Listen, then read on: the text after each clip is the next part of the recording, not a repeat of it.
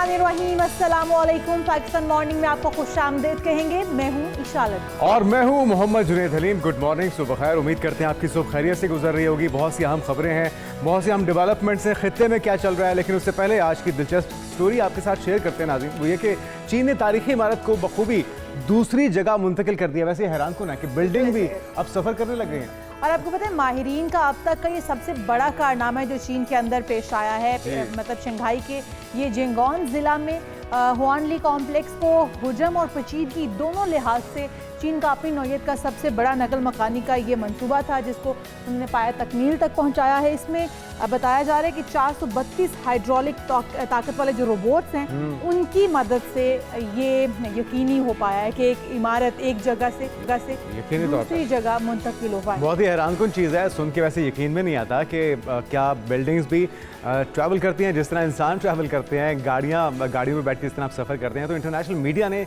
इसे इंजीनियरिंग का महारत का एक अनोखा कारनामा भी करार दिया है। और 432 हाइड्रोलिक ताकत वाले रोबोट्स की मदद से ये कारनामा बुनियादी तौर पे सरंजाम दिया गया। बहुत ही तेज़ रफ्तारी से ये एक रिवायती शोगुमैन तर्ज की इमारत है जिसे उन्होंने जिसके अहाते को पहले मुंतकिल किया है। और इमारत की जो कॉम्प्लेक्स की सतह है वो तरतीब उसकी जो अगर 1920 और 1920 दहाई की है। और इस इमारत ने रिवायती तामीरात और नकल मकानी के आलात की अमली तौर पर नाकाबिले इस्तेमाल उनको बना दिया था। लेकिन हुकाम को 3 मंजिला ये ज़ेर ज़मीन ढांचे की तामीर के लिए पूरे ब्लॉक को कई 100 मीटर मुंतकिल करने का रास्ता जो है तलाश करने की ज़रूरत पेश आई। और फिर उन्होंने इस मंसूबे के लिए हर किस्म की जदीद टेक्नोलॉजी का इस्तेमाल किया है, जिसने इंचार्ज टीम को तकरीबन 7500 मीट्रिक टन जो है वो इमारत मुंतकिल करने का ये कारनामा सरअंजाम दिया है चाइना ने। लेकिन आप ये कोशिश ना कीजिएगा, ये ज़रूरी नहीं है कि आपका घर भी कहीं शिफ्ट हो जाए। उसके लिए उसके बनावट में पहले आपको टेक्निकल चेंजेस लानी पड़ेंगी। बहरहाल ये एक दिलचस्प स्टोरी थी, हमने आपके साथ शेयर की। आगे बढ़ते हैं और आज की टॉप 5 स्टोरीज़ में सबसे पहले नाज़रीन जिक्र करेंगे जो इस वक्त में एक बड़ी तब्दीली रुनुमा हो रही है। ईरान इजराइल जंग के हवाले से ख़तरनाक मोड़ में ये जंग दाखिल हो चुकी है। पाकिस्तान और भारत के जंग रुकवाई है। ईरान इजराइल के दरमियान भी जल्द मुआहिदा होगा, ये बड़ा दावा अमेरिकी सदर डोनाल्ड ट्रंप ने कर डाला है। जी हाँ, उसके बाद हम बात करेंगे पंजाब का आइंदा माली साल का बजट आज पेश किया जाएगा। क्या बजट मुकम्मल तौर पर टैक्स फ्री होगा, क्या महंगा और क्या सस्ता होने जा रहा है, और बजट के पेश करने से पहले ही पेट्रोलियम मसनूआत में कितना इजाफा हो गया है, ये भी आपको तफसील से बताएंगे। और फिर आपको बताएंगे कि नूह दस्तगीर भट्ट एक बार फिर वर्ल्ड स्ट्रॉन्ग मैन करार 2 गोल्ड मेडल जीत लिए हैं। जी हाँ, कौम के लिए एजाज़ है। इससे पहले भी मुतादिद मेडल्स अपने नाम कर चुके हैं और एक और कारनामा सरअंजाम दिया है नूह दस्तगीर भट्ट ने। तो आज हमारे मेहमान बनेंगे नूह दस्तगीर भट्ट। उसके बाद आपको बताएंगे कि आज मुल्क के बेशतर शहरों में आंधी गरज चमक के साथ मूसलाधार बारिश का इम्कान है। कितने रोज़ तक ये सिलसिला जारी रहेगा और किन किन इलाकों में बारिशें मुतवक्किल हैं, इस पर भी तफसील से बात की जाएगी। और FIH नेशंस कप पाकिस्तान और मलेशिया के दरमियान मैच 3-3 गोल से बराबर रहा है। पाकिस्तान हॉकी टीम अपना दूसरा मैच आज जापान के खिलाफ खेलेगी। तो देखेंगे कि पाकिस्तान की पोजीशन कितनी मुस्तहकम है और क्या हमारा कौमी खेल दोबारा से रिवाइवल की तरफ गामजन है, इसका भी जायजा लेंगे। जी हाँ, और सबसे पहले अपने प्रोग्राम की तरफ वापस आ जाते हैं। ईरान के सदर मसूद पेशेज़कान ने वाज़ेह अंदाज में कहा कि इजरायली हमले जारी रहे तो ईरान का जो रद्द अमल है वो भी मज़ीद शदीद हो जाएगा और फैसला कुन होगा। और हम बार बार यही बात करें कि ईरानी मीडिया जो है वो इस वक्त जो रिपोर्ट कर रहा है, जितने अटैक इस वक्त, जितने ड्रोन्स भेजे जा चुके हैं इसराइल के ऊपर, यकीनी तौर पर इसराइल को बहुत शदीद झटका पहुंचा है इससे। और शायद इसराइल इसकी तवक्को भी नहीं कर रहा था। बिल्कुल ऐसे ही है। और अफजल रजा ब्यूरो चीफ ईरानी न्यूज़ एजेंसी हमारे साथ मौजूद हैं। अफजल साहब, आपको वेलकम कहेंगे पाकिस्तान मॉर्निंग में। एक तो सिचुएशन जो चल रही है, ताज़ा जो सूरत हाल है इस वक्त ईरान की, जो इसराइली हमले हैं उससे मुतल्लिक बताएगा। और जो एक पेशकश सामने आई है, उन्होंने अपने ट्वीट में डोनाल्ड ट्रंप ने कहा है कि जिस तर्ज का मुआहिदा उन्होंने यह सीज़ फायर करवाया था पाक भारत कशीदगी के अंदर, उसी तरह का किरदार वो अदा करने को तैयार हैं। संजीदा लिया जा सकता है, एतबार किया जा सकता है कि वाकई नेक नियति से वो ऐसा चाह रहे हैं। मैं भी आपका शुक्रगुजार हूँ मुझे अपने प्लेटफॉर्म से बात करने का मौका देने पर। ऑनेस्टली मैं अपने ज़ाती हैसियत से अगर बताऊं कि उस शख्स से क्या आप एतमाद कर सकते हैं, क्या आप कॉन्फिडेंट कर सकते हैं जो कि तमाम आलमी कवानीन की धज्जियां उड़ाते हुए एक आलमी मुआहिदे जिसे ईरान जोहरी मुआहिदा कहकर अपने पहले सेल्फ प्रेसिडेंट ओबामा के दौर में एक स्टेट माहिदा करने के बावजूद सिर्फ और सिर्फ इजराइल की खुशी और उसके लॉबिंग को स्ट्रॉन्ग करने के लिए एक माहिदे को तोड़कर और इन तमाम बहरानों की जड़ वहां से शुरू होने का एक सबब बनने वाला शख्स, इस पर कैसे एतमाद कर सकते हैं? प्रेसिडेंट ट्रम्प बड़े बड़े दावे कर रहे हैं कि मैंने साउथ एशिया में एक बहरान से निकाला, दोनों मुल्कों को मैंने आपस में उनकी दोस्ती कराई। वो तो अभी भी रशिया यूक्रेन में जो इतने दावा करके बैठे हुए थे इलेक्शन कैंपेन में, मैं ऐसा करूंगा, मैं वैसा, वो वहां तो फंसे हुए हैं। इजराइल को वो कंट्रोल करने में तो बिल्कुल नाकाम रहे, गाजा बाद में सीज फायर करने में। उनके प्रेसिडेंसी आगाज होने के बावजूद इजराइल ने गाजा में होने वाली सीज फायर को एक बड़े सख्ती से उसने वायलेट करने के बावजूद शहादा के तादाद में मजीद इजाफा कर दिया। दुरुस्त कह रहे हैं अब्दुल साहब, लेकिन इस वक्त जो सूरत हाल है, डोनाल्ड ट्रंप साहब का इस जंग की कशीदगी के वक्त ऐसा बयान आना, क्या समझते हैं कि अब ईरान, क्या अगर डोनाल्ड ट्रंप साहब इस तरह की कोई कोशिश करते भी हैं तो ईरान उस पर मुत्तफिक होगा? क्योंकि ईरान बार बार इस बात से आगाह करता रहा है कि अगर किसी किस्म की कोई ऐसी कोशिश की गई या उन पर हमला किया गया तो फिर उसका जवाब जो है वो अमेरिका को भी देना पड़ेगा और साथ साथ इसराइल को भी देना पड़ेगा। तो इस वक्त में अगर डोनाल्ड ट्रंप साहब सामने आते हैं, जो कि पीस मेकर का खिताब तो ले रहे हैं, लेकिन वो सामने आते भी हैं, तो क्या ईरान अब रुकने वाला है? बिल्कुल भी नहीं, क्योंकि हम समझते हैं और इससे पहले मिलिट्री लीडरशिप और ईरानियन पॉलिटिकल लीडरशिप ने ये वाज़ेह अंदाज में कहा है, ये जो अमेरिका का दावा है कि वो इस जंग में इसका कोई किरदार नहीं है, इसने इजराइल की कोई मदद नहीं की, बिल्कुल बेबुनियाद और झूठ पर मबनी है। हम समझते हैं कि IAEA international atomic energy agency में जो ईरान के खिलाफ एक मनगढ़ंत रिसेंटली रेजोल्यूशन पास कराया गया था इजराइल की ईमा पर, उसकी बेसलेस इंटेलिजेंस इंफॉर्मेशन पर, ये एक राह हमवार की गई इजराइल को ईरान के ऊपर जारहियत करने के लिए। सो डॉक्टर पेज़ेश्कियान ने गुज़श्ता रोज ये बिल्कुल इन्होंने ऐलान किया था कि अगर ये हमले जारी रहे। अच्छा, मैं आपको एक बात जरूर बताऊंगा, ये बड़े छोटे लिमिटेड रिएक्शन है, एक बदला है ईरान का। ये तो मैं अभी आपको जरूर अर्ज करना चाहता हूँ, ये तो उस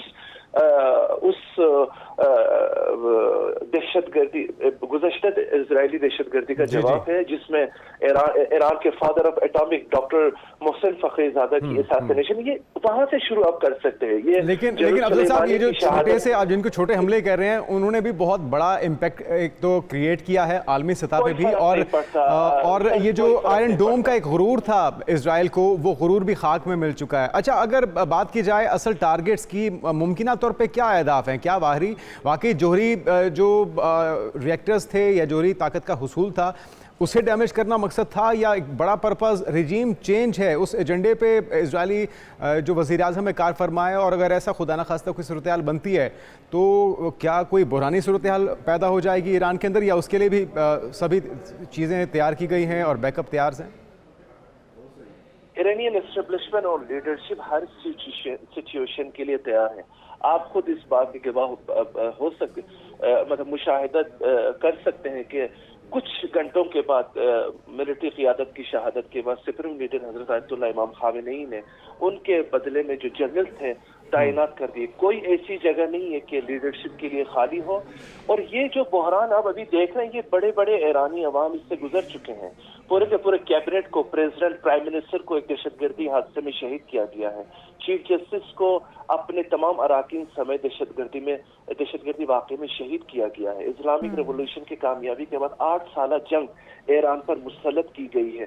उस वक्त ईरान को किसी मुल्क ने स्कॉट मिसाइल देने की भी तैयार नहीं रहे कुजा के वो ईरान को मिलिट्री सप्लाई करे या उनके फाइनेंशियल हेल्प करे। ईरान तमाम इस बहरानों को बड़ी संजीदगी से, बड़ी ताकत और बहुत ही वहदत और यूनिटी के साथ क्रॉस करके यहाँ तक पहुंचे हैं। और आप यहाँ तक कह रहे हैं कि वो रेजिम चेंज के बारे में बात करें, इजराइल की तो कोई बात ही नहीं है। इजराइल को कंट्रोल करने वाली ताकत अमेरिका, उससे पहले प्रेसिडेंट बुश फादर और बिल क्लिंटन, फिर छोटा बुश, फिर प्रेसिडेंट ओबामा, फिर ट्रम्प, फिर बाइडेन, ये तमाम सुदूर आए और चले गए इसी नारे ये पे डोनाल्ड हम ट्रंप आए हैं अफजल साहब ईरान इस से। बार भी क्रेडिट लेना चाह रहे हैं। वो कह रहे हैं कि आयतुल्लाह खामनाई पर हमला ना किया जाए, इजराइल को इससे बाज रखा जाए। तो क्या वाकई में वो ऐसा नहीं चाहते, या ये भी एक कोशिश है दबाव बढ़ाने की ईरान के ऊपर? और क्या इस सूरत हाल के बाद अब भी अगर को पेशकश होती है मुज़ाकरात की, तो वो रास्ता अपनाया जाएगा ईरान की तरफ से? अगर इसराइल में ये जरूर अर्ज करना चाहता हूँ, इसराइल अगर अपनी दहशतगर्दी को बंद कर दे और कुछ ईरान के जो बड़े मोतमिद ममालिक जो इससे पहले भी उन्होंने कांटेक्ट किया था ईरानी एस्टेब्लिशमेंट ने, फिलहाल तमाम जो मीडिएशन है सीज फायर के लिए वो रिजेक्ट किया हुआ है, क्योंकि अभी बदला बाकी है। अभी भी जब मैं और आप बात कर रहे हैं सर, ईरान ने new wave of strike Israel पर, I mean the arm forces being new round of the positive strike on Israel. गुज़श्ता रोज कुछ ईरानी शहरों पर भी दोबारा अटैक किए गए। लिहाजा जब तक ये दहशतगर्दी का खात्मा नहीं होगा तो ऐसे कोई तब तक ईरान चुप करने वाला नहीं है, या ईरान जो है वो किसी किस्म की मुसालहत पर रेडी नहीं होगा, एग्री नहीं होगा। लेकिन हम बात कर लेते हैं इजराइल की टेक्नोलॉजी की। वो बार बार ये बात करते हैं कि उनके पास जितनी जदीद टेक्नोलॉजी और है भी, वो आयरन डोम हो, एरो हो या फिर थायड हो, मतलब इस तरह की जितनी भी उनके पास स्ट्रेटजीज या जितनी भी जदीद किस्म की टेक्नोलॉजी मौजूद है उनकी एयर डिफेंस सिस्टम को मजबूत बनाने के लिए। अगर हम उसकी बात करें तो अब तक वो ये दावा कर रहे थे कि उन पर जितने भी ईरान की जानिब से ड्रोन भेजे जा रहे हैं उन्होंने कोई नुकसान नहीं पहुंचाया है और उनको पहले इंटरसेप्ट कर दिया जाता है। अभी तक हम जो देख रहे हैं, जो मीडिया दिखा रहा है, इजरायली मीडिया दिखा रहा है या फिर अल जजीरा दिखा रहा है, वहाँ पर इतना नुकसान हो चुका है, तो क्या वो उनका जो फ़िज़ाई निज़ाम है वो इस काबिल नहीं रहा कि वो डिफेंस कर सके उनका? देखिए, मैं आपको रेफर कर दूंगा, पहला जो ईरान ने रिटेलिएशन ली थी इजरायली दहशतगर्दी अप्रैल 2024 में, जब दमिश्क में ईरानियन डिप्लोमेटिक प्रेमिसेस में इजराइल ने एक तरफ जारहियत की। आपने इजराइल की जो एक नाम निहाद एयर डिफेंस ताकत जिसे अमेरिका की सपोर्ट में उसने अपने लिए बनाया था, वो तो फर्स्ट राउंड ऑफ रिटेलिएशन में उसके पूरे धज्जियां उड़ा दी गई। इजराइल पूरी दुनिया को, स्पेशल अपने अजली दुश्मन ईरान को, ये बावर कराना चाह रहा था कि कोई भी ताकत हमारी एयर डिफेंस या हमारे जो मिलिट्री मिथ है उसको चैलेंज नहीं कर सकता। फिर सेकेंड रिटेलिएशन में भी आपने देख लिया कि उनके जो आयरन डूम है और जो different so called air defence है, वो ईरानी मिसाइल और ईरानी स्ट्राइक पे वो मुकाबला नहीं कर सकते। अभी भी यही सूरत हाल है। तो जंग रुकती भी देख रहे हैं आप, 4 रोज हो गए हैं, आज जंग जारी है। किस तरह से अब ये जंग रुकेगी? अगर डोनाल्ड ट्रंप साहब अपना किरदार अदा नहीं कर सकते सालसी के तौर पर और ईरान अगर उनकी नहीं सुनता, तो फिर कौन सा ऐसा मुल्क है जो अपना किरदार अदा कर सकता है और इस जंग को रुकवा सकता है? डेफिनेटली मैं ये इजराइल को लगाम देने वाला ही और उसको जारह बनाने वाला ही अमेरिका इस खित्ते में। हम नहीं समझते कि इस खित्ते में अमेरिका की मौजूदगी इस ममालिक के मफादात के मुताबिक होंगे।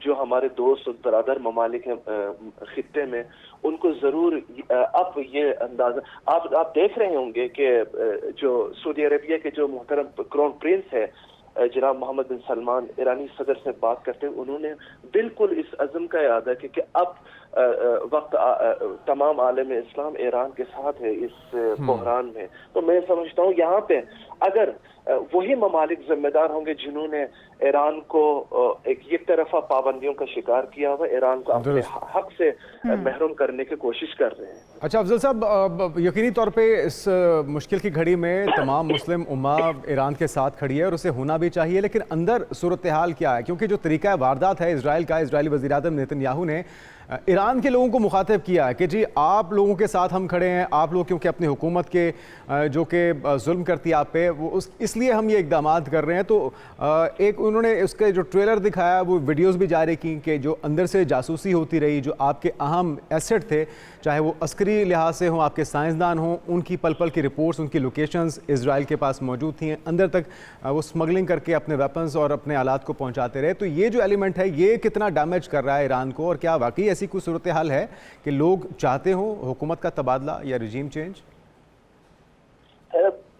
मैं इस बारे में जरूर अर्ज करूं कि इसमें कोई शक नहीं, मुसाद और CIA कई दिहाइयों से ईरान को डैमेज करने और नुकसान पहुंचाने के लिए अनफॉर्चुनेटली इंटरनल और स्पेसिफिकली एक्सटर्नल एलिमेंट्स का इस्तेमाल किया हुआ है। लेकिन आपको यकीन दिलाऊं कि ये हमलों के बावजूद, ईरान के इंतकाम के बावजूद, ईरान के security agencies intelligence based operation पे वो कामयाब हो गए कि कई दर्जन इंटरनल एलिमेंट्स को उन्होंने पकड़ लिया है। स्पेशली गुज़श्ता रात 2 मजीद मोसाद के ऑपरेटिव को पकड़ लिया है। लेकिन आपको एक बात बताऊं, कई दिन पहले ईरानियन इंटेलिजेंस एजेंसी ने बड़े हसास मालूमात इजराइल के अंदर से ही दस्तयाब होके ईरान मुंतकिल कर दिया गया, जिससे आज और गुज़श्ता रोज के ऑपरेशन में बहुत ही अहम नतीजा ईरानी स्ट्राइक ने दे दी और मदद हासिल हुई कि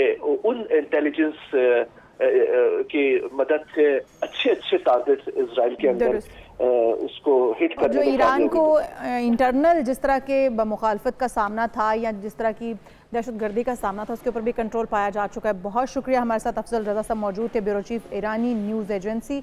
इस वक्त जो सूरत हाल है, ईरान रुकने वाला नहीं है, क्योंकि ईरान अब इजराइल की जारहियत को ख़त्म कर जड़ से ही ख़त्म करके ही दम लेगा। क्योंकि बार बार ईरान के ये कहने के बावजूद कि अगर उन पर हमला किया गया, उन्हें छेड़ा गया, तो फिर वो बाज नहीं आएंगे। फिर अमेरिका को भी बर्दाश्त करना पड़ेगा। अमेरिका के ऊपर भी एक सख्त किस्म की इस वक्त तलवार लटक रही है, क्योंकि ईरान अब खामोश बैठने वाला तो नहीं है। बिल्कुल, और एक और मौका मिल चुका है डोनाल्ड ट्रंप को, जो उनकी अब एक शौक भी होता है, उनको पसंद भी है कि वो मसालियत कराएं और सारी उनकी तारीफ़ करें। क्योंकि वो कह रहे हैं कि मैं बहुत कुछ कर रहा होता हूँ, लेकिन लोग उसको एक्नॉलेज नहीं करते, बहरहाल मैं ये करता रहूँगा।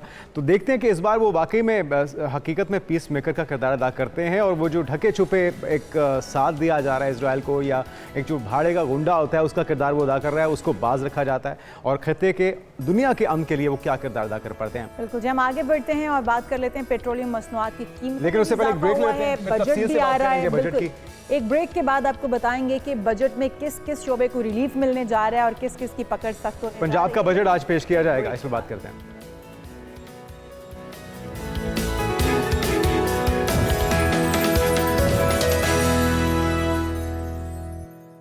नाज़रीन, वेलकम बैक। और बात कर लेते हैं पेट्रोलियम मसनूआत की कीमतों की, और इसमें एक बड़ा इजाफा हुआ है। हुकूमत ने पेट्रोलियम मसनूआत की कीमतों में 15 रोज़ के लिए इजाफे का ऐलान कर दिया, जिसका इतलाक रात 12 बजे से हो भी गया। बिल्कुल जी, अभी तो आज पंजाब का बजट आना है। ये उससे पहले आप देख लें सूरत हाल क्या है कि वजारत ख़जाना ने कीमतों में इजाफे का नोटिफिकेशन भी जारी कर दिया है। और जो पेट्रोलियम मसनूआत की कीमतें हैं, पेट्रोल की कीमत जो वो 4 रुपये 80 पैसे फ़ी लीटर बढ़ गई है, जिसके बाद अब इजाफे के बाद जो कीमत होगी वो होगी 258 रुपये 43 पैसे फ़ी लीटर।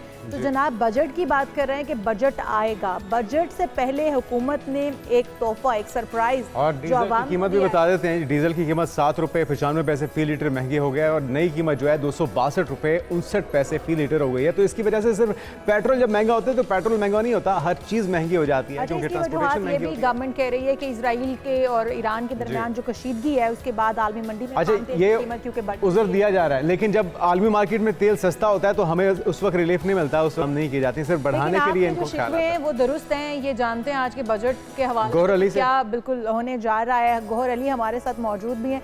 गौहर अली, आज बजट पेश होने जा रहा है, आप भी असेंबली के बाहर मौजूद हैं, बताइएगा कि क्या सूरत हाल आप देख रहे हैं, कितना हजम है, बजट शुरू हो जाएगा।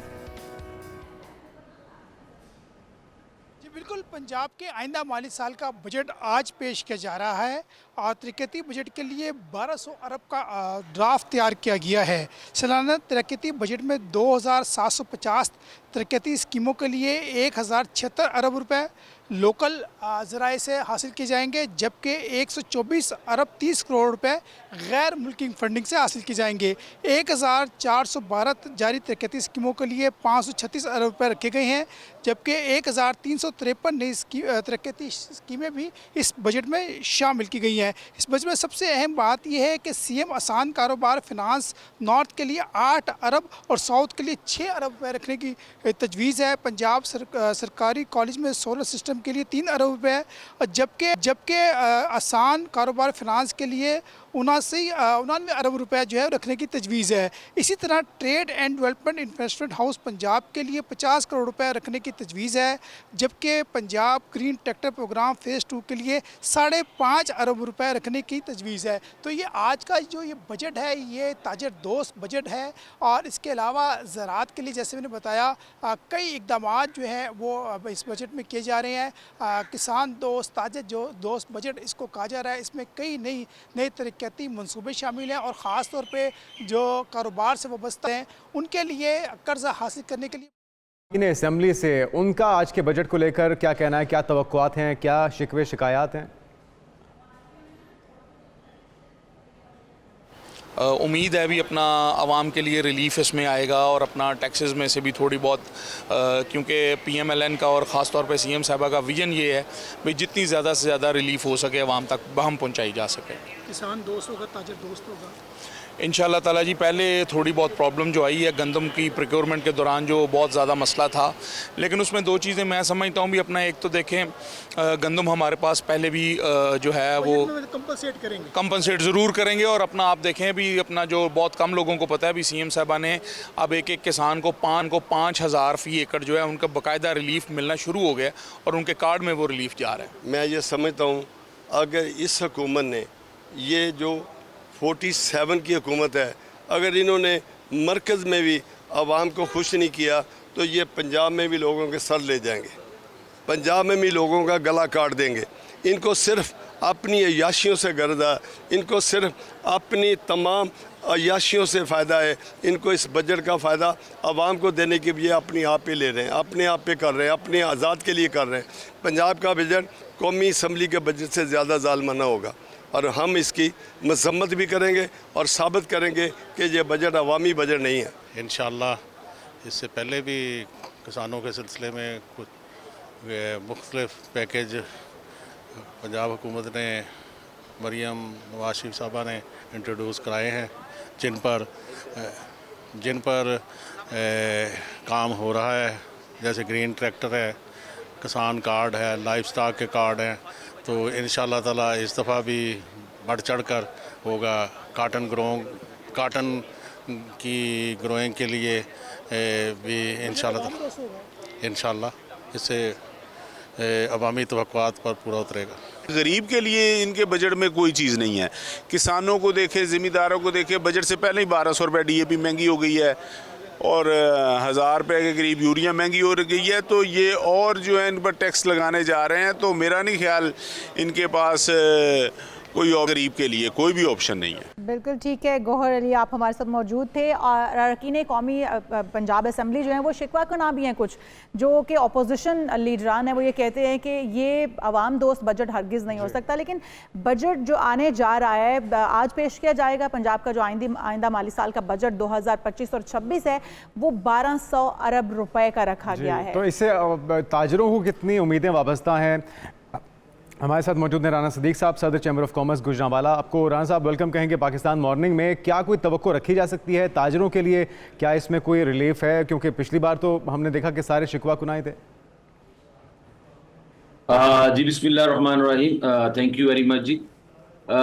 मेरी सर गुजारिश है कि अभी जब थोड़े दिन पहले हमारा वफाक का बजट आया, ताजरों की उस टाइम भी बड़ी उम्मीदें थी हमारी इस बजट को लेके कि ये ताजर दोस्त बजट आएगा, ये अवाम दोस्त बजट आएगा, ये एक्सपोर्ट को बढ़ाने के लिए इस पे बड़े इक़दाम किए जाएंगे।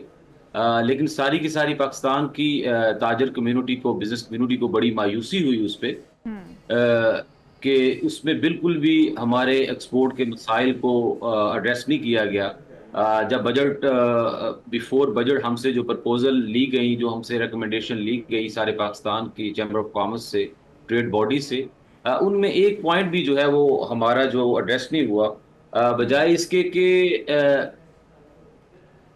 नए टैक्सेस जो हैं वो जो लोग टैक्स नहीं देते उनको टैक्स नेट में लाया जाता है, उनको टैक्स रैकेट में लाया जाता है। जो एग्जिस्टिंग टैक्स पेयर हैं उन्हीं के ऊपर जो है वो नए टैक्सेस जो हैं राना वो सदीक लगा दिए गए। साहब, जो टैक्स नेट में नहीं हैं उनको टैक्स नेट में लाने की तो हुकूमत पूरी कोशिश कर रही है और इस बजट से पहले ही वो तजावीज़ भी दी जा चुकी हैं कि कौन कौन सा शोबा अभी टैक्स नेट में नहीं था, किस किस को लाया जाना है। इवन फ्रीलांसर्स जो हैं वो टैक्स नेट में लाए जा रहे हैं, यूट्यूबर्स लाए जा रहे हैं, और जो आम शहरी हैं जिनका अकाउंट भी नहीं है उनको भी टैक्स नेट में लाने की कोशिशें की जा रही हैं। आप जिन तवक्कुआत की बात कर रहे हैं कि विफाक में का बजट पेश होने के वक्त भी आपको तवक्कुआत थी वो पूरी नहीं हुई हैं, इस बजट से आप क्या उम्मीदें वाबस्ता किए हुए हैं, वही तवक्कुआत क्या इस बजट से भी हैं? और आपको लगता है क्योंकि तमाम शोबों को हम देख रहे हैं इस बजट के अंदर नवाजा जा रहा है और कुछ तो आसान जो बिजनेस हैं उनको भी उनके हवाले से भी कुछ कारोबार फाइनेंस के लिए भी 89 अरब रुपए रखने की तजवीज़ दी गई है, तो आप समझते हैं कि अभी जो इक़दामात किए जा रहे हैं पंजाब के बजट के अंदर वो भी नाकाफ़ी है? जी, पंजाब का बजट इंशाल्लाह आज आ जाएगा तो उसके बाद हम इंशाल्लाह इसको भी एड्रेस कर लेंगे।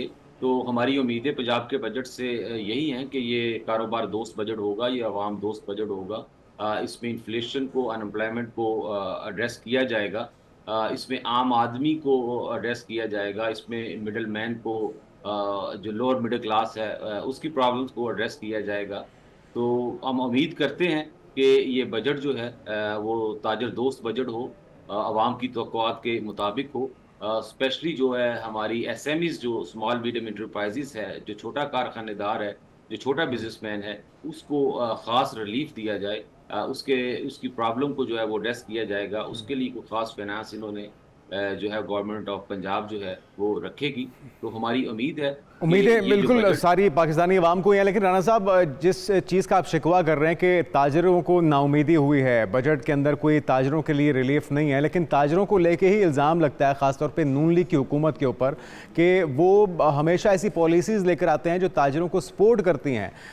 बाकी अवाम को ताजरों का बोझ उठाना पड़ता है क्योंकि ताजर सबसे ज़्यादा रेवेन्यू भी जनरेट करते हैं, कमाते भी हैं, और टैक्स देने की जब बारी आती है तो फिर वहाँ पे उनको प्रॉब्लम्स होती हैं। और जब पिछली बार इस्लाहात लाई गई तो उस पर भी आपको बड़े तहफ़्फ़ुज़ात थे, जैसे फिर फाइनली वापस लेना पड़ा हुकूमत पंजाब को भी। तो आपको लगता है कि कुछ हमें अपना इन हाउस भी ऑर्डर करने की ज़रूरत है, ताजरों को ज़्यादा से ज़्यादा पार्टिसिपेट करने की ज़रूरत है, टैक्स नेट का हिस्सा बनने की ज़रूरत है, ताकि फिर बदले में अगर कोई उनके हवाले से इक़दाम किए जाएँ तो आवाम को उस पर शिकवा ना हो कि जी ताजरों को ख़ास कोई फेवर दी जा रही है। जी, बहुत अच्छा आपने क्वेश्चन किया है। मैं ये समझता हूँ कि आप सर देखें कि पिछले 4 साल से 2021 के एंड से जब हमारा मुल्क जो है वो डिफ़ॉल्ट की बातें हो रही थी, तो यही एक्सपोर्टर थे, यही ताजर थे जो गवर्नमेंट के साथ शाना बशाना चले हैं, जिन्होंने अपनी एक्सपोर्ट को भी बढ़ाया है। बहुत ज़्यादा ताजरों ने इस 4 सालों में सफ़र भी किया है, अपना कैपिटल इंजेक्शन जो है अपने कारोबार के अंदर किया है, अपनी प्रॉपर्टियां बेच के कारोबार के अंदर लगाई हैं।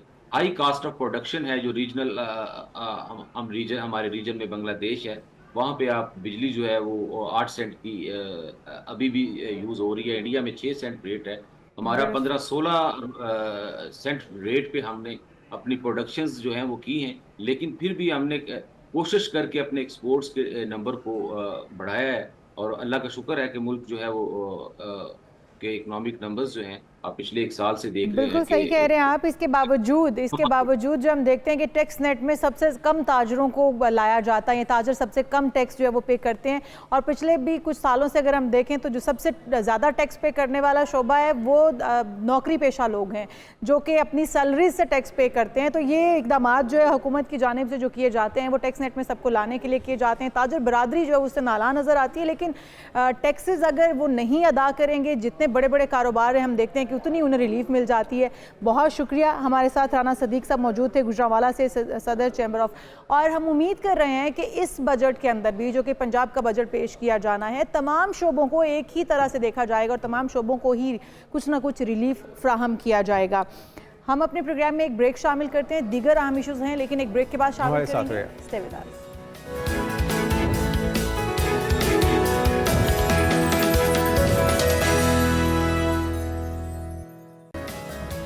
प्रोग्राम में एक बार फिर से आपको खुश आमदीद कहते हैं और बात करते हैं कुबरा खान की, जिनकी आज अपनी सालगिरह जो आज मना रही हैं। पाकिस्तान शोबिज़ इंडस्ट्री की मारूफ अदाकारा कुबरा खान आज 32 साल की हो गई हैं जनाब। सालगिरह हमारी तरफ से उनको बहुत बहुत मुबारक हो। सालगिरह की रिवायती किरदार हो या मॉडर्न कवाली हो या शहरी, कुबरा खान हर किरदार को परफेक्ट बनाने में माहिर हैं और वो अदाकारा होने के साथ साथ एक बेहतरीन मॉडल भी हैं जनाब। जी हाँ, उन्होंने अपनी फिल्मी करियर का आगाज़ जो है 2014 में किया था। उन्होंने अपनी पहली जो फिल्म है 2014 में जब की तो कुबरा खान उसके बाद ड्रामों में भी फिर आना शुरू हुई।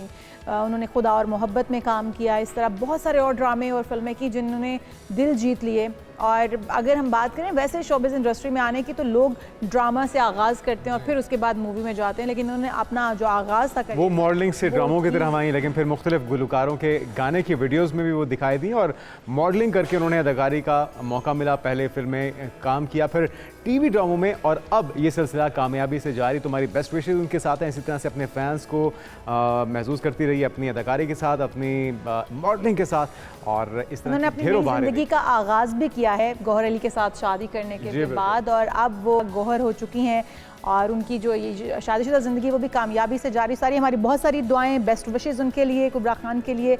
और अब जनाब हम आ जाते हैं अपने टॉपिक की जानिब। सिंध हुकूमत की जानिब से एक बड़ा इनिशिएटिव जो लिया गया है, प्लास्टिक जो बैग्स हैं उन पर पाबंदी आयद कर दी गई है। हैदराबाद में क्रैकडाउन भी चल रहा है जी, और हुकूमत और मुतल्लिका इदारों का कहना है कि इस मरतबा ऐलान नहीं, अमली तौर पर क्रैकडाउन किया गया है। इसी हवाले से ज़रूरत भी थी। बिल्कुल, सूरत-ए-हाल जान लेते हैं। अली हमजा ज़ैदी हमारे नुमाइंदे मौजूद हैं। अली हमजा बताएगा क्या इकदाम किए जा रहे हैं जो वायलेशन कर रहा है और कितना मौसर ये क्रैकडाउन देखा जा रहा है। हुकूमत की जानिब से एक मरतबा फिर प्लास्टिक के जो शॉपिंग बैग हैं उन पर पाबंदी लगा दी गई है, और जो मोहलत दी गई थी ताजिरों को और दीगर हल्का अहबाब को, वो मोहलत जो है वो ख़त्म हो चुकी है। और अब पाकिस्तान पीपल्स पार्टी की सूबाई हुकूमत ने क्रैकडाउन के आगाज़ का ऐलान कर दिया है, और ये कहा गया है कि जो भी किसी भी मार्केट में प्लास्टिक के शॉपिंग बैग्स का अगर इस्तेमाल होगा या फ़रोख्त किए जाएंगे तो उनके ख़िलाफ़ सख्ती से निपटा जाएगा। इस हवाले से जब इन्वायरमेंटल प्रोटेक्शन एजेंसी के जो डायरेक्टर है, रीजनल हेड हैं, उनसे जब हमारी बात हुई तो उनका भी यही कहना था कि सिंध हुकूमत के अहकामात के बाद जो प्लास्टिक के शॉपिंग बैग्स हैं जो कि माहौलियात के लिए इंतहाई ख़तरनाक हैं, उनके ख़िलाफ़ क्रैकडाउन की हिकमत अमली बना दी गई है और आज से ही कार्रवाइयों का आगाज़ भी कर दिया जाएगा। ये भी बताया गया है कि जो प्लास्टिक के शॉपिंग बैग्स हैं वो न सिर्फ माहौलियात के लिए ख़तरा है और माहौल को ख़राब करते हैं, बल्कि ये सेवरेज में और नाले में भी जो है वो फंस जाते हैं, जिसकी वजह से सेवरेज के मसाइल में इजाफा हो जाता है। इस हवाले से शहरियों का और ताजरों का अब तक कोई रद्द-ए-अमल सामने नहीं आया है, बल्कि जो सिविल सोसाइटी है वो इस चीज़ को सराह रही है और यही कहना है कि माजी में जिस तरह ऐलानात किए गए थे इस मरतबा महज ऐलान न किए जाएँ, बल्कि अमली तौर पर कार्रवाई भी की जाए और शॉपिंग बैग्स का जो इस्तेमाल है वो ख़तरनाक है, मोहल्ली के, इसको फौरी तौर पर इसका क्रैकडाउन करके इसको मुकम्मल तौर पर पाबंदी आयद की जाए। बिल्कुल सही, इसको डिस्करेज करना ज़रूरी भी था और अब हुकूमती इकदाम शुरू हो चुके हैं। हम उम्मीद करते हैं कि जल्द से जल्द इस पर काबू पाया जा सकेगा। अब आगे बढ़ते हैं और कुछ बात कर लेते हैं फूलों के गुलदस्तों की, कि फूलों के गुलदस्ते अब खाए भी जा सकते हैं। किसी को प्रेजेंट किया जाता है और खुशबू बहुत अच्छी आती है, इनमें से दिखने में बहुत खूबसूरत लगते हैं, लेकिन मजे की बात है जब फूलों को देखें तो दिल चाहता है कि इतने खूबसूरत इनको खा ही लिया जाए, लेकिन अब फूलों के गुलदस्ते वाकई में खाए जाएंगे जनाब। और ये सिडनी की एक बेकर हैं मैसी नेमर, जिन्होंने बेकिंग की दुनिया में जिद्दत लाने के लिए फूलों के गुलदस्ते जो हैं उनको उन्होंने कपकेक्स में और डिफरेंट केक्स में आगाज़ उन्होंने कपकेक से किया और उसके बाद फिर उसको मुख्तलिफ अश्काल उसकी देनी शुरू की। और अब ये जो आप देख रहे हैं तस्वीर के अंदर भी ये बुकेज़ हैं और इन बुकेज़ को खाया भी जा सकता है, क्योंकि ये पेस्ट्रीज़ के अंदर बने हुए कपकेक्स के ज़रिए इन्हें बनाया गया और हमेशा इन्हें लोगों की तरफ से बेहद पजीराई मिलती है, बहुत पसंद किया जाता है। और आप इसमें गुलाब का गुलदस्ता बनवा सकते हैं, आप इसमें लिली का गुलदस्ता बनवा सकते हैं, जो भी फूल आप चाहें आप इसके अंदर इस्तेमाल करवा सकते हैं। और यकीन माने फिर जो आपके फेवरेट फूल हैं आप उनको खाने का जो आपका शौक़ है वो भी आप पूरा कर सकते हैं। खूबसूरत अंदाज में ये कपकेक्स बनाए गए हैं और इन्होंने से ही अपने आगाज़ किया और बाकायदा कोई इन्होंने तरबियत नहीं ली, इसके बावजूद वो कपकेक का कारोबार शुरू करने से हिचकिचाई नहीं है और उन्होंने बेशुमार तजुर्बात किए और फाइनली वो तजुर्बात कामयाब हुए और यहाँ तक पहुँच गए कि साफ डिज़ाइन के एतबार से एक मुनफरिद चीज़ उन्होंने तरतीब दे दी। बिल्कुल जी, और अब आप भी ये महारत हासिल कर सकते हैं क्योंकि अब इस तरह के काम जो हैं वो बहुत ही उनमें जिद्दत आ चुकी है, मुख्तलिफ अश्काल बनाई जाती हैं और यकीनी तौर पर बहुत ही खूबसूरत और मज़ेदार किस्म के ये कपकेक होंगे। हम यहाँ पर एक ब्रेक शामिल करते हैं, आप कहीं मत जाइएगा और ब्रेक के बाद जब हम वापस आएंगे तो अपने प्रोग्राम में दीगर अहम इशूज़ भी शामिल करेंगे। Stay with us.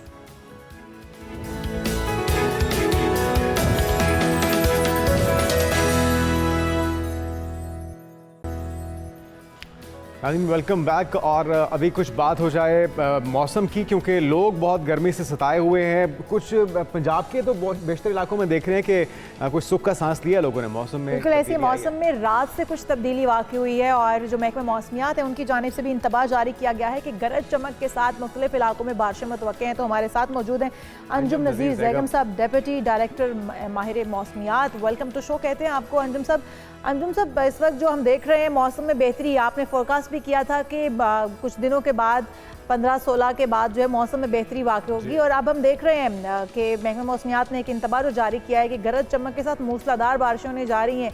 कितना लंबा ड्यूरेशन देख रहे हैं इन बारिशों का, कब से आगाज़ हो जाएगा और किन इलाकों में बारिशें मुतवक्के हैं? जी देखिए, बहुत शुक्रिया। ये बारिशों का सिलसिला जो है मगरिबी हवाओं और ईस्टर्न मॉइस्चर की वजह से मुल्क में हमने देखा, और आज भी इस बात की तवक्को है कि सिंध के जो साउथ ईस्टर्न अजला हैं जिसमें थरपारकर, उमरकोट और साहिली पट्टी में बदीन, ठट्ठा, सुजावल बशमूल कराची के कुछ मकामात में भी आज हल्की फुल्की बारिश हो सकती है। इसी तरह पंजाब के जो मशरकी इलाके हैं जिसमें बहावलपुर, बहावल नगर, चिश्तियाँ और कुछ हद तक लाहौर के कुछ अजला में भी बारिश के इम्कानात मौजूद रहेंगे। अच्छा अंजुम साहब, अब लाहौर से बारिश इस बार कुछ रूठी रूठी दिखाई दे रही है, इसकी कोई ख़ास वजह है? हम देखते हैं सेंट्रल पंजाब में बारिश हो जाती है, अपर पंजाब में हो जाती है, लाहौर की दफ़ा क्या हो रहा है इस बार? इत्तेफाक है या कोई और वजह है? जी, लाहौर में भी तवक्को होगी कि कल कुछ इलाकों में बारिश हो जाए, ताहम ये अभी क्योंकि मगरिबी हवाओं के सिलसिले की वजह से बारिशें हैं, और इस बात की तवक्को है कि इंशाल्लाह मुल्क में 25 तारीख के आसपास जो है वो मानसून का बाकायदा आगाज़ हो जाएगा, और 25 तारीख के आसपास ही तकरीबन मुल्क के 80% इलाकों में बारिश होने के इम्कान। अच्छा अंजुम साहब, आंधी, झक्कड़, जालाबारी और गरज चमक के साथ बारिशों के इंतबाह जारी किया जा रहा है, तो ये जो बहुत तेज़ हवाएं चलने से तो नुकसानात भी बहुत ज़्यादा होते हैं। इस हवाले से एहतियाती तदाबीर क्या होनी चाहिए अवाम की, वो भी बताइएगा। और फिर कराची के शहरी भी क्या कुछ सुख का सांस लेंगे? कराची में भी कुछ मौसम बेहतर हो जाएगा? देखिए, कराची में आज और कल तो थोड़ी गर्मी की शिद्दत रहेगी। अंजुम साहब से हम कोशिश करते हैं राब्ता बहाल करने की। मौसलाती निज़ाम भी थोड़ा सा डिस्टर्ब है, और खैर ये अच्छी बात है कि फाइनली पंजाब के बेशतर इलाकों में देख रहे हैं, ख़ासतौर पे सेंट्रल पंजाब में और लोअर पंजाब में काफ़ी इलाके हैं जहाँ पे बारिश हुई भी है, और ये सिलसिला ये स्पेल कुछ दिन अभी चलने की तवक्को की जा रही है। और हम जानना चाहेंगे, जिस तरह आपने पूछा कि कराची के लोग वो भी काफ़ी अरसे से मुंतज़िर हैं कि बारिश कब होगी और दर्जा हरारत में कमी कब होती है। अच्छा जी, महकमा मौसमियात ही बता रहे हैं कि खैबर पख्तूनख्वा, गिलगित बल्तिस्तान, बलाई, जनूबी मशरक़ी सिंध और इन तमाम इलाकों में बारिशें मुतवक्के हैं। अंजुम नज़ीर ज़ैगम साहब हमें दोबारा चुके हैं। अंजुम साहब, कराची की बात कर रहे थे हम कि कराची में आपने कहा कि 2 दिन तक तो मौसम गर्म और मरतूब रहेगा, कब तक उसमें बेहतरी आने की गुंजाइश है? कराची के शहरी कब सुख का सांस ले पाएंगे? देखिए, मैंने जैसे बताया कि इन 2 दिन तो गर्मी रहेगी, आज कुछ इलाकों में बारिश भी हो जाएगी, और इस बात की तवक्को है कि कल भी कराची के जो आउटस्कर्ट्स हैं, जो तकरीबन मगरिबी और शुमाली इलाके हैं, यहाँ पर भी कुछ हल्की फुल्की बारिश हो जाएगी। 2 दिन के बाद कराची में बाकायदा तौर पर समंदरी हवाएं अपने भरपूर तरीके से बहाल हो जाएंगी, जिसकी वजह से सुबह और रात के औकात में स्काइस पे बादल भी रहेंगे, और इस बात की तवक्को है कि इस दौरान रात गए या अलग सुबह कोई हल्की फुल्की बूंदाबांदी का सिलसिला भी रहेगा। ठीक है, और अब अगर आ जाए हम नॉर्दर्न एरियाज़ में, पिंडी, इस्लामाबाद, उससे फिर ऑनवर्ड ऊपर की तरफ, तो वहाँ पे क्या सूरत हाल है? और क्योंकि इस मौसम में काफ़ी लोग ट्रैवल भी करते हैं, टूरिस्ट जाते हैं हमारे नॉर्दर्न एरियाज़ में, उनके लिए भी कोई एडवाइजरी?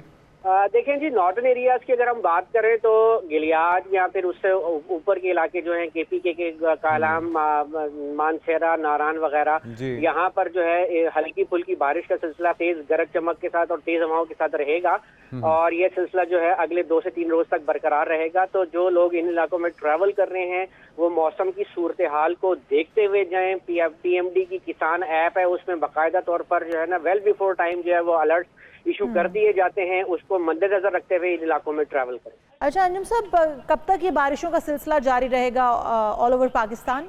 देखें जी, अभी अगले 2 रोज तक ये सिलसिला रहेगा, उसके बाद फिर एक गैप आएगा और उस दौरान फिर गर्मी की शिद्दत दोबारा बढ़ने का इम्कान है, और तवक्को है इस बात की कि 25 तारीख के आसपास जो है वो मानसून का बाकायदा पाकिस्तान में आगाज हो जाएगा। और तकरीबन 25 से 30 तारीख के दौरान जो है वो मुल्क के तकरीबन 80% इलाकों में बारिश होगी। अच्छा, ये प्री मानसून कहा जाएगा इसको या बाकायदा मानसून का आगाज आप बता रहे हैं? जी, बाकायदा मानसून का आगाज जो है वो वक्त से थोड़ा सा पहले यानी कि 25 तारीख के आसपास हो जाएगा पाकिस्तान में। बिल्कुल सही। अच्छा अंजुम साहब, बारिशें अगर वक्त से पहले हो जाएं तो उसके क्या कॉन्सिक्वेंसेस होते हैं? क्योंकि हम देखते हैं कि पहले प्री मानसून का आगाज़ होता है, फिर मानसून का आगाज़ होता है और अगस्त तक ये बारिशें चलती हैं। अगर अभी आप कह रहे हैं कि मानसून का आगाज़ वक्त से पहले होने जा रहा है तो पहले गैर मुतवक्के बारिशों से क्या कॉन्सिक्वेंसेस हो सकते हैं, क्या नुकसानात हो सकते हैं, उसके ऊपर भी थोड़ी सी रोशनी डालिएगा। देखें जी, ±5 डेज का जो है वो मार्जिन हमेशा होता है और कोई खास कंसिक्वेंसेस नहीं आएंगे। एक बारिश का अच्छा स्पेल जो है मुल्क को मुतासर करेगा, जिससे जो है पानी की जो अब तक की जो कमी थी वो काफी हद तक बेहतर होना शुरू हो जाएगी और बारिशें बिल्कुल होंगी, गरज चमक और तेज हवाओं के साथ होंगी, क्योंकि एक गर्मी का स्पेल बीच में आ रहा है। उसकी वजह से इस बात की तवक्को होगी कि जो आंधी है उसकी शिद्दत ज्यादा होगी। और जब मानसून हमारे यहाँ जुलाई टू सितंबर होता है तो 5 डेज का मार्जिन इसमें होता है। अच्छा अंजुम साहब, ये भी बताएगा कि ये जो एक स्पेल जिसका आगाज़ होने जा रहा है, बल्कि चल भी रहा है पंजाब के मुख्तलिफ इलाकों में भी, तो इससे दर्जा हरारत में कितनी कमी वाक़ई हो सकती है और साथ में जो मुतल्लिका इदारे हैं उनकी कोऑर्डिनेशन कितनी बरवक्त है, कितनी मौसर है इक़दामात से निपटने के लिए? देखें जी, तमाम जो स्टेक होल्डर्स हैं वो अपनी तैयारी कर चुके हुए हैं। सबने अपना कंटीजेंसी प्लान जो है वो एक्टिव कर लिया हुआ है और इस दौरान सबको जो है ना वेल बिफोर टाइम जो है वो एडवाइजरीज मिल जाती हैं और इस दौरान जो है सब अपने अपने कामों में बिल्कुल जो है वो 100% देने की कोशिश कर रहे हैं। और जाहिर है कुदरती आफत है और कहीं पे सम टाइम जो है बहुत ज्यादा बारिश हो जाती है तवक्को से ज्यादा, तो वो लेकिन फिर भी उस चीज को जो है वो टेम्परेचर भी बताइएगा, टेम्परेचर कितना कम होगा इससे? टेम्परेचर जी तकरीबन इस दौरान मामूल के मुताबिक हो जाएंगे, लेकिन इन बारिशों के सिलसिले के बाद फिर तवक्को है कि कुछ 5 से 7 दिन का एक और हीट वेव का स्पेल पाकिस्तान में मुतवक्को होगा। सही। अच्छा अंजुम साहब, सैलाबी सूरत हाल से निपटने के लिए PDM में दीगर जो इदारे हैं वो भी अलर्ट हैं, क्योंकि वैसे तो ये नागहानी आफत के तौर पर आती है, लेकिन फिर भी अगर पहले से फोरकास्ट हो कि बारिशें बहुत तेज़ होने जा रही हैं या उम्मीद से ज़्यादा होने जा रही हैं, तो उसके लिए क्या पेशगी तमाम इक़दामात कर लिए गए हैं? जी देखें, 15 तारीख से 15 जून से पाकिस्तान मेट्रोलॉजिकल डिपार्टमेंट का जो फ्लड फोरकास्टिंग डिवीजन है वो एक्टिवेट हो जाता है, जो हमारा जिसको हम फ्लड सीजन कहते हैं, 15 जून से लेकर 15 अक्टूबर तक। तो सेंटर ने अपना बाकायदा काम कर लिया है। तमाम स्टेक होल्डर्स को हर 6 घंटे की बुनियाद पर जो है तमाम जो मेट्रोलॉजिकल सिचुएशंस हैं, दरियाओं के जो फ्लोज हैं, उनका वेल बिफोर टाइम जो है इन्फॉर्म कर दिया जाता है। बिल्कुल, बहुत शुक्रिया। अंजुम नज़ीर ज़ैगम साहब हमारे साथ मौजूद थे, डेप्यूटी डायरेक्टर मेट, और जितनी तफसीलात उन्होंने हमारे साथ शेयर की हैं, उम्मीद करते हैं कि इससे फ़ायदा होगा आने वाले दिनों में। और अच्छी खबर ये की जा रही है बारिशें भरपूर हो सके। बिल्कुल, बारिशें भरपूर होने जा रही है, मौसम में काफ़ी बेहतरी आएगी और जो टेम्परेचर है वो भी रूटीन के मुताबिक हो जाएंगे, लेकिन फिर एक जो 5 से 10 दिन का स्पेल है गर्मी का वो भी आएगा। हम अभी एक शदीद लहर भी अब देख पाए। ब्रेक ले लेते हैं, ब्रेक के बाद बात होगी कौमी खेल हॉकी की, कहाँ पे खड़ा है और मैचेस के अंदर कितनी कामयाबी हासिल की, आगे क्या कुछ होने जा रहा है एक ब्रेक के बाद। Stay with us.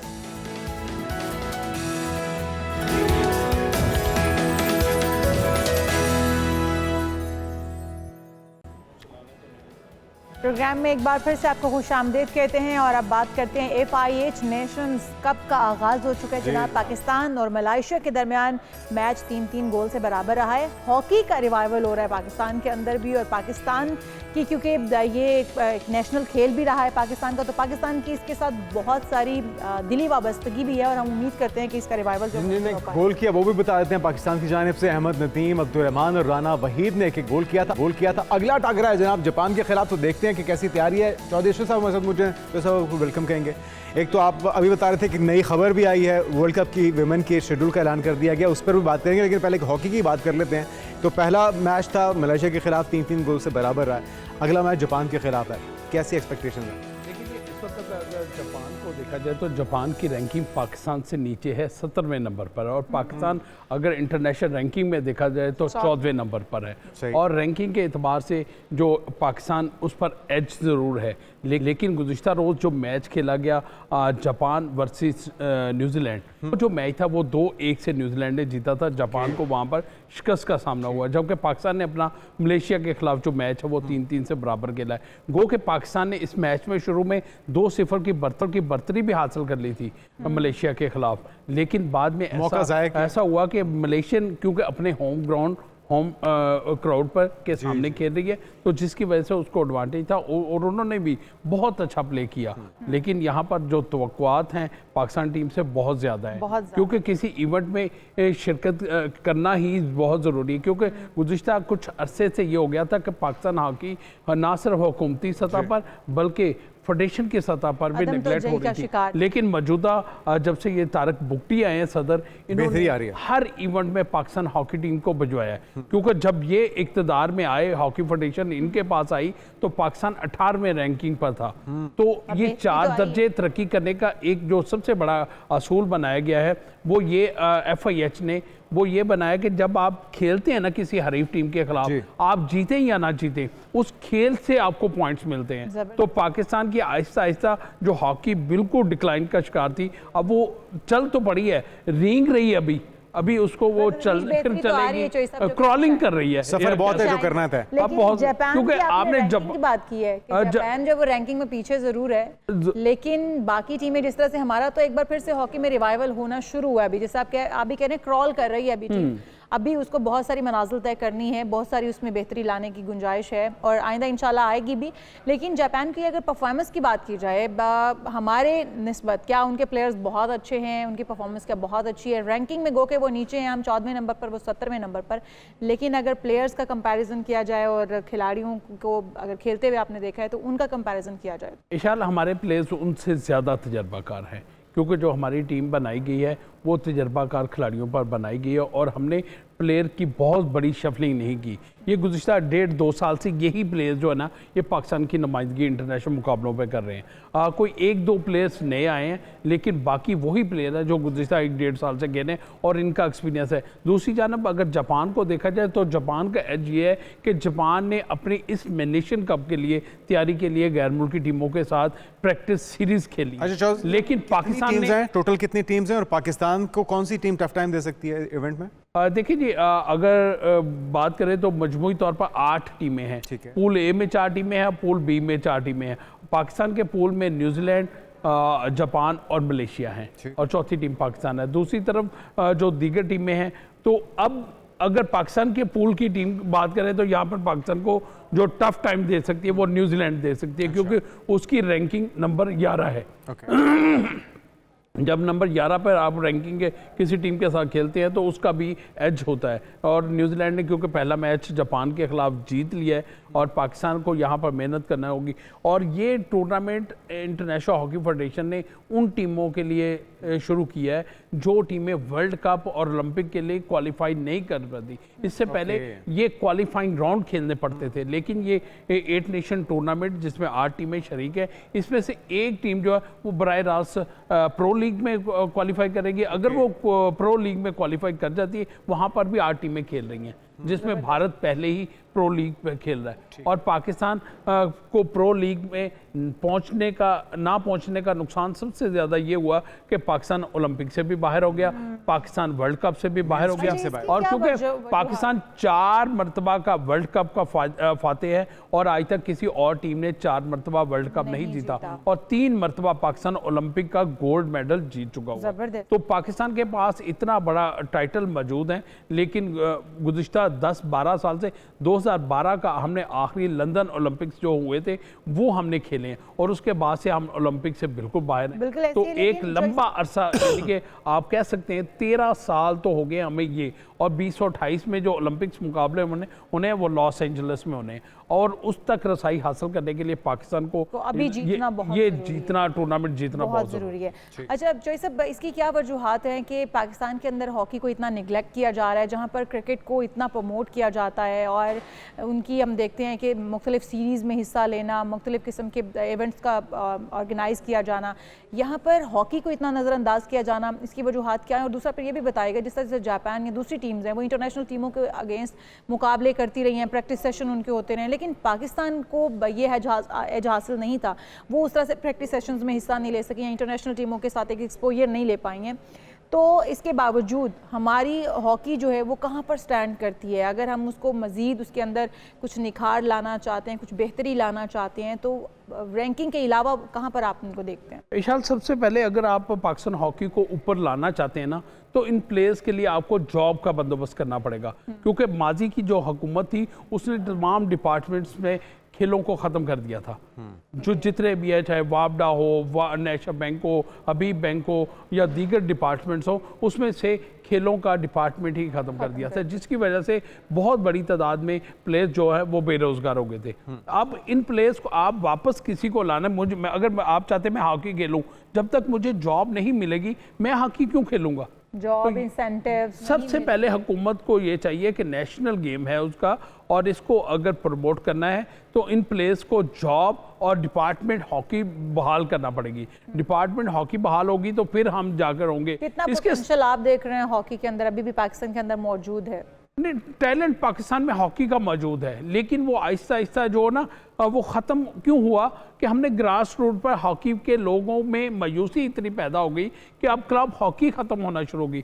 जब तक ये क्लब हॉकी दोबारा रिवाइव नहीं होगी, हम दोबारा, अभी पिछले दिनों चीफ ऑफ आर्मी स्टाफ के नाम से यहाँ पर क्लब हॉकी टूर्नामेंट करवाया, मुल्क भर में करवाया, ये सिर्फ एक सेंटर में नहीं करवाया, और उसका पहले क्लब पे, डिस्ट्रिक्ट पे, फिर डिवीज़न पे, फिर सूबाई सतह पर, फिर नेशनल सतह पर वो टूर्नामेंट करवा कर वहाँ से नए टैलेंट को तलाश करने की कोशिश की गई है। यानी कि इसमें हमारी पाक आर्मी, पाकिस्तान फौज ने भी अपना किरदार अदा करने की कोशिश की है, लेकिन हुकूमत जब तक फेडरेशन का साथ नहीं देगी, क्योंकि इस वक्त अगर हॉकी बहुत महंगी हो चुकी है, पूरी एक टीम का अगर कोई गैर मुल्की टूर करवाना है ना, ये 3 से 5 करोड़ रुपए में होता है।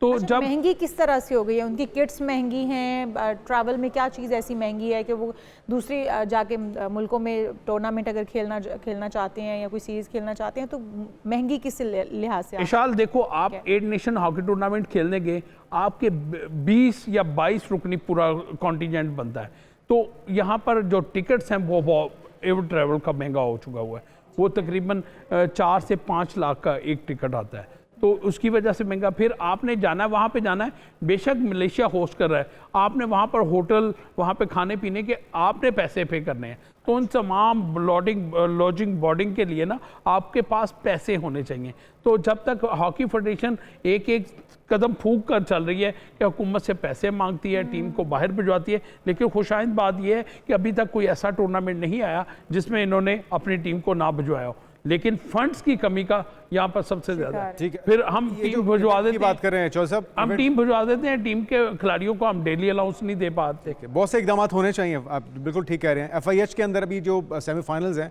उसके अंदर कौन कौन सी टीम होती देख रहे हैं आप?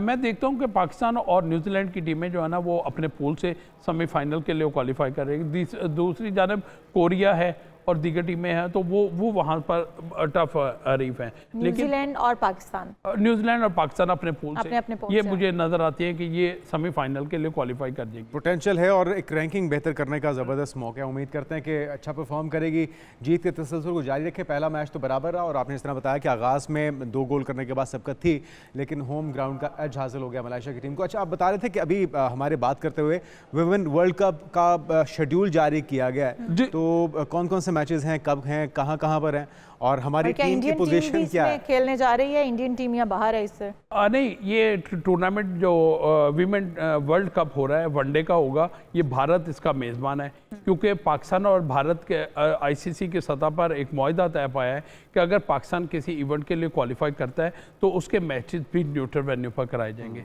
तो इस हवाले से अब भारत जो पूरे टूर्नामेंट का मेज़बान था उसको अपना मैच भी पाकिस्तान के खिलाफ जो है वो कोलंबो में जाकर खेलना पड़ेगा, और पाकिस्तान के खिलाफ जो उसका मैच है वो 5 अक्टूबर को कोलंबो में खेला जाएगा। और ये 30 सितंबर से ये टूर्नामेंट शुरू हो रहा है और पहला मैच ही भारत अपना खेलेगा। मैं अभी थोड़ा सा इसकी तफसीलात, क्योंकि अभी ये दौराने प्रोग्राम ये सारा शेड्यूल बिल्कुल सही है, बिल्कुल सही है। और ये शरारत जो थी ये भारत की तरफ से की गई थी। हमने तो उन्हें मौका दिया था पाकिस्तान आके खेलने का, लेकिन जब वो जिद पे अड़े रहे तो फिर न्यूट्रल वेन्यू का इंतखाब किया गया। अब जो कशीदगी है उसके बाद तो वैसे हमने ये शर्त की कि फिर अगर आप ऐसा करेंगे तो अगले तमाम इवेंट्स जो कि भारत ने होस्ट करने थे उसमें फिर आपको भी न्यूट्रल वेन्यू पे आना पड़ेगा। और फाइनली उनको अब ये पाकिस्तान और भारत की कशीदगी के बाद तो वैसे भारत में 5 अक्टूबर को पाकिस्तान और भारत जो है ना वो कोलंबो में खेलेंगे, और पाकिस्तान अपना पहला मैच ही भारत के खिलाफ वहां पर खेल रहा है। और पाकिस्तान के तमाम मैचेस, अगर पाकिस्तान यहां पर सेमीफाइनल के लिए क्वालिफाई करता है, ये फाइनल के लिए क्वालिफाई कर, एक सेमीफाइनल कोलंबो में रखा है, एक सेमीफाइनल जो भारत में खेला जाएगा।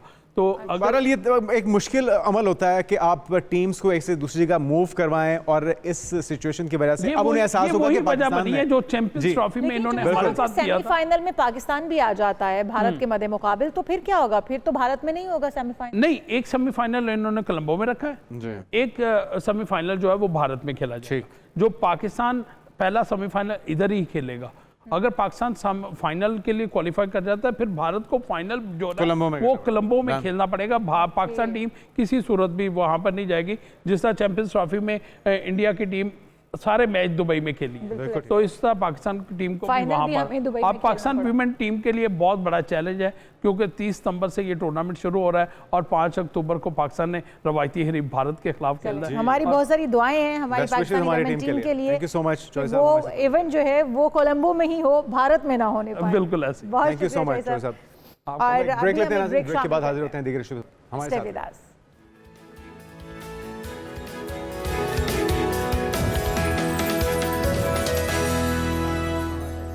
थैंक यू नाज़रीन, वेलकम बैक। और आपको बताते हैं कि हॉलीवुड में एक अदाकार ऐसे भी हैं जिनके 1 मिनट का मुआवजा 10-20 नहीं बल्कि $1 करोड़ है।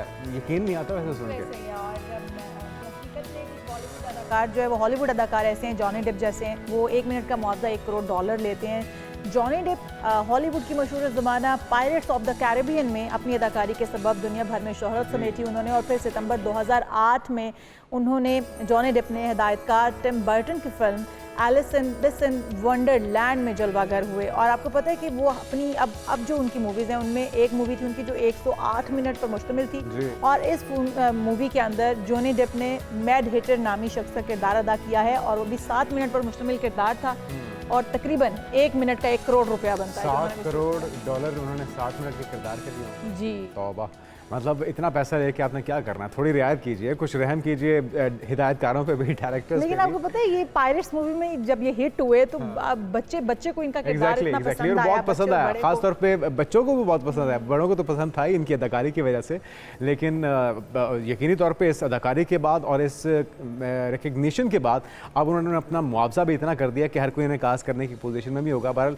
आपको पता है जिस फिल्म में उन्होंने ये $1 करोड़ 1 मिनट का लिया वो उनके अपने ही दोस्त की हिदायत $1 करोड़ नहीं है, $1 करोड़ $1 करोड़ 280 से मल्टीप्लाई कर दीजिए फिर आप। खैर, हम आगे बढ़ते हैं नाज़रीन और बात कर लेते हैं कुछ सितारों के हाल की, क्योंकि आप शिद्दत होते हैं कि आपका हफ्ता कैसा गुजरने जा रहा है। तो उनसा शाह हमारे साथ मौजूद है। बहुत कुछ प्लान करना बाकी होता है कि इस हफ्ते में क्या कुछ करना बेहतर रहेगा और क्या नहीं करना बेहतर रहेगा, और हम ये भी जानेंगे कि किसके लिए ये हफ्ता साजगार रहेगा। हमारे साथ उनसा शाह मौजूद है, माहिर इल्म नजूम। वेलकम टू शो कहेंगे उनसा। जिस तरह से हमने स्टोरी भी अभी हम बता रहे थे जॉनी डेप की कि वो 1 मिनट का $1 करोड़ लेते हैं, तो किसका सितारा जो है वो आज इस हफ्ते में इतना अच्छा रहेगा, उसकी गर्दिश इतनी अच्छी रहेगी कि वो 1 मिनट का $1 करोड़ कमा पाएगा? अस्सलाम वालेकुम, गुड मॉर्निंग, कैसे हैं आप दोनों? ठीक है, अल्लाह का शुक्र। आप कैसी हैं उनसा? मैं ठीक हूँ, अल्लाह का शुक्र है।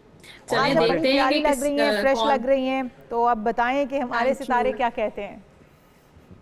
जी बिल्कुल, शुरू करते हैं, देखते हैं कि कौन से स्टार जो है वो की किस्मत जो है वो इस हफ्ते उरूज पे रहेगी। एरीज से शुरू करते हैं, और एरीज के लिए बहुत ज़बरदस्त एनर्जी है पैसों को लेकर, फाइनेंस को लेकर, करियर को लेकर। ये 10 ऑफ पेंटिकल्स होता है, ये कार्ड जो है वो बेपनाह दौलत का होता है, जायदाद का होता है, पैसा आने का कार्ड होता है। तो ये एरीज वालों का हफ्ता बहुत पैसों में खेलेंगे, चाहे वो लॉटरी ले लें, कोई ऑनलाइन बिजनेस कर रहे हैं, अपना बिजनेस कर रहे हैं, जॉब कर रहे हैं, सैलरी बढ़ सकती है, बोनस मिल सकता है, कोई बैंक में जॉब भी हो इनहेरिटेंस सकती आपको है, मिल सकती है। वहां पे भी पैसों में ही जी खेलेंगे वो, बिल्कुल। लेकिन वो किसी और के होंगे। हाँ, और इसके साथ साथ ये कार्ड शादी का, फैमिली का कार्ड भी होता है, तो फैमिली के हवाले से भी खुशियां मिलेंगी उनको इस हफ्ते। कोई गुड न्यूज मिल सकती है, बच्चे की पैदाइश हो सकती है, तो ये हफ्ता उनके लिए बहुत पॉजिटिव और हैप्पीनेस लेकर आ रहा है हर लिहाज से। अरे वाह। फिर टॉरस की बात करते हैं, यहाँ पर थोड़ा सोर्ड का कार्ड है, तो थोड़ा सा ये हफ्ता उनके लिए छोटी मोटी मुश्किलात, परेशानी का सबब बन सकता है, लेकिन ये जो मुश्किलात होती हैं वो कहते हैं ना कि पार्ट ऑफ द लाइफ होती हैं, तो बहुत कुछ इंसान इन मुश्किलात से लर्न करता है। तो लर्निंग का हफ्ता होगा टॉरस वालों के लिए कि छोटी छोटी बातों पे को लेकर दिल पे ना मतलब नहीं ज्यादा सोचें, ओवरथिंक मत करें और लाइट लें, चीजों को इग्नोर करने की कोशिश करें। अगर किसी के साथ कोई आर्ग्यूमेंट हो जाता है या आपकी पेमेंट्स डिले हो जाती हैं या जो जॉब का अगर छोटा मोटा इशू होता है या फैमिली में कोई प्रॉब्लम होती है, तो कोशिश करें कि पेशेंस के साथ उसको डील करें। फिर जेमिनाई की बात करते हैं, जेमिनाई वालों का हफ्ता भी 9 ऑफ कप्स का कार्ड है, ये विश कम ट्रू, यानी कि इस हफ्ते आपकी कोई ऐसी ख्वाहिश पूरी होगी जो काफी अरसे से आप जिसकी दुआ कर रहे हैं, जिसको आप जो है विश कर रहे हैं कि ये चीज मुझे मिल जाए। गाड़ी लेना चाहते हैं, मकान लेना चाहते हैं, जॉब के हवाले से, ट्रैवल करना चाहते हैं, हेल्थ के हवाले से, शादी के हवाले से, चाहे वो पहली शादी हो, दूसरी शादी हो, तो हैप्पीनेस मिलेगी उनको, विश कम ट्रू होगी जेमिनाई की। कैंसर की बात करते हैं, यहाँ पे जस्टिस का कार्ड है, जिन लोगों के लीगल मैटर्स चल रहे हैं, कोई कोर्ट में इश्यूज चल रहे हैं, उनको जस्टिस मिलेगा, इंसाफ मिलेगा। फिर ये कार्ड जो है बैलेंस करने का भी है कि अपनी जिंदगी को बैलेंस करें, अपने टाइम मैनेज करना बहुत कैंसेरियंस के लिए इम्पोर्टेंट है इस वक्त। अपने फाइनेंस को बैलेंस करें कि कहाँ पे ज्यादा खर्चा हो रहा है उसको बैलेंस करें, या रिलेशनशिप में अपनी फैमिली की चीजों को भी आप बैलेंस करने की जरूरत है। अब बात करते हैं लियो की, व्हील ऑफ फॉर्चून, ये गुड लक का कार्ड है, तो किस्मत उनका साथ देगी इस हफ्ते। थोड़ी बहुत अप्स डाउन जरूर आएंगे, चीजें थोड़ी डिले हो सकती हैं, रुकावटें आ सकती हैं, लेकिन ओवरऑल आप जो भी काम करेंगे इसमें किस्मत आपका साथ देगी, किस्मत बल्कि आपके फेवर में रहेगी। तो चाहे वो बिजनेस हो, चाहे रिलेशनशिप हो, घर के मामलात हो, सारी चीजें आपके फेवर में जाएंगी। अब वर्गों की बात करते हैं, जजमेंट का कार्ड है, तो कोई पुराना कोई दोस्त आपसे कांटेक्ट कर सकता है, कोई पुरानी वर्क प्लेस से आपको कोई ऑफर दोबारा आ सकती है, आप हो सकता है वही चीज दोबारा ज्वाइन करें। कोई ऐसा बिजनेस जो आपने जो है फिलहाल जो है छोड़ दिया हो वो दोबारा से, या कोई ऐसी चीजें जो पेंडिंग में हैं, जो काम आप इनकम्प्लीट आपने किए हुए हैं, वो कंप्लीट करेंगे वर्गो। तो ये हफ्ता अवेकनिंग का भी हफ्ता है, बहुत कुछ लर्न, जो स्टूडेंट्स हैं उनके लिए अपनी स्किल्स को एनहांस करने का हफ्ता भी है कि इस हफ्ते अपने आप पे भी फोकस करें। लिब्रा की बात करते हैं, लिब्रा वालों के लिए एस ऑफ सोर्ड, तो न्यू बिगिनिंग का कार्ड है, कोई नया काम शुरू हो सकता है, कोई ऐसा काम जो आपकी फील्ड से रिलेटेड हो या जिस चीज का आपको बहुत शौक हो, काफी अरसे से आप सोच रहे हैं, प्लानिंग कर रहे हैं लेकिन कर नहीं पा रहे, तो वो काम जो है वो शुरू होगा। लेकिन सोर्ड है तो थोड़ी मुश्किल पेश आएगी, काम में रुकावट आ सकती है, फाइनेंशियल इश्यूज हो सकते हैं, लेकिन बिगिनिंग हो जाएगी, चाहे वो जॉब है, चाहे बिजनेस है, और हो सकता है पसंद की शादी आप करना चाह रहे हैं, उसमें भी रुकावट तो आएगी लेकिन हो जाएगी। स्कॉर्पियो की बात करते हैं, स्कॉर्पियो वालों के लिए 6 ऑफ कप्स का कार्ड है, तो किसी को याद कर रहे हैं, किसी को मिस कर रहे हैं, कोई पुराने दोस्त ऐसे हैं जो काफी रिश्तेदार हैं जिनके साथ आपका ब्रेकअप हुआ है या उनके साथ आपका मामलात अच्छे नहीं चल रहे हैं, या कोई ऐसा पर्सन है उसकी याद आपको आ सकती है। स्टूडेंट लाइफ में कोई ऐसा दोस्त है उसके साथ आपकी काफी अरसे से मुलाकात नहीं हुई है, तो उनको मिस कर सकते हैं। या फिर कोई ऐसा आपके दिल में गिल्ट हो सकता है कि काश मैं ये काम ना करता तो अच्छा होता, कोई लॉसेस आपसे हुए हैं तो उस चीज को लेकर आप रिग्रेट कर सकते हैं। तो ये हफ्ता आपका अच्छा रहेगा, स्लो रहेगा, खर्चे का हफ्ता भी हो सकता है स्कॉर्पियो के लिए। स्कॉर्पियो की शादी और लव लाइफ जो है वो कैसी रहेगी? शादी के लिए रिश्ता आ सकता है, ठीक है, रिश्ता आएगा अगर शादी नहीं हुई है, सिंगल है। और अगर मैरिड हैं तो स्ट्रेंथ का कार्ड है कि ईगो इश्यूज आपने नहीं करने हैं आपस में एज अ पार्टनर। अगर आप लोग दोनों के ईगो इश्यूज की वजह से प्रॉब्लम्स होती हैं तो उस ईगो को आपने खत्म करना है, डिसॉल्व तो करना है। शादीशुदा है और वो दूसरी शादी के ख्वाब ना देखें, बाज रहें। पहली शादी तो कर ले, शादी तो निभा ले पहली पहले। शादी तो होने देना, आप दूसरी शादी की टेंशन डाल रही हैं उन्हें। हाँ, पहली शादी तो निभा ले। और यहाँ पे देखिए लवर्स का कार्ड है, वैसे ये मल्टीपल चॉइसेस का कार्ड होता है कि अगर आपकी पहली शादी नाकाम है तो फिर दूसरी शादी करें। और वैसे भी अगर मतलब नहीं, हम जिसे बाज रखने की कोशिश कर रहे हैं ना, उस तक पैगाम पहुंच गया होगा हमारे प्रोड्यूसर साहब। लेकिन एक चीज तो है ना कि होनी को कौन टाल सकता है, ये भी तो है ना उनसा। हाँ, अगर इरादा कर लिया है और इरादा पक्का है कि करना ही है तो फिर तो कोई भी नहीं उसको रोक सकता। आगे आगे कौन, अगली किसकी बारी? सेजिटेरियस की बात करते हैं। सेजिटेरियस के लिए 3 ऑफ कप्स का कार्ड है। तो ये इमोशनल जॉय, किसी के साथ मुलाकात हो सकती है, दोस्तों के साथ सोशलाइजिंग और कम्युनिकेशन हो सकती है, बिजनेस में कम्युनिकेशन हो सकती है, मीटिंग्स हो सकती हैं, ट्रैवलिंग भी अच्छी मुझे नजर आ रही है, हेल्थ इश्यूज जिनके हैं वो ठीक हो सकते हैं। कैप्रिकॉर्न की बात करते हैं। कैप्रिकॉर्न वालों का ये हफ्ता बहुत मसरूफ रहेगा, बहुत सारे काम आप कर रहे हैं, बहुत पैशनेट एनर्जी नजर आ रही है, बहुत एक्टिवली चीजों को कंप्लीट करने की कोशिश कर रहे हैं। फिर एक्वेरियस की बात करते हैं। ये लोग भी बहुत एक्टिव रहेंगे, अपनी स्किल्स को इम्प्रूव करेंगे, कोई नया काम सीखने की कोशिश करेंगे, किसी नए रिलेशनशिप में भी आ सकते हैं। जबरदस्त। स्पाइसेस की एनर्जी है, क्वीन ऑफ कप्स की, तो रोमांटिक रहेगा पाइसेस वालों का ये हफ्ता, फैमिली ओरिएंटेड रहेगा, सफर भी हो सकता है इस हफ्ते जो है वो पाइसेस वाले खास अपने ऊपर फोकस करेंगे, खुद को टाइम देंगे। अच्छा, उनसा एक्वेरियस रह गया या अभी आगे आना है?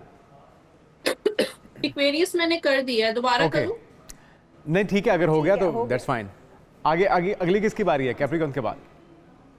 सब हो गया, एक्वेरियस भी कर दिया, पाइसेस भी कर दिया, कैप्रिकॉर्न आप कुछ और सोच रहे हैं। Done done done. बिल्कुल ऐसे आप सही। नहीं, सामने स्क्रीन पे कैप्रिकॉर्न चल रहा था ना, तो मुझे लगा शायद कैप्रिकॉर्न का चल रहा है अभी। डन, चलें, thank you so much. Thank you so much Unsa. और अब अगर आपसे कोई मजीद जानना चाहता हो तो वो भी बता दीजिएगा कि वो आपको कहाँ पर कॉन्टेक्ट सकते हैं और आपसे जान सकते हैं कि उनकी किस्मत का हाल क्या रहने वाला है।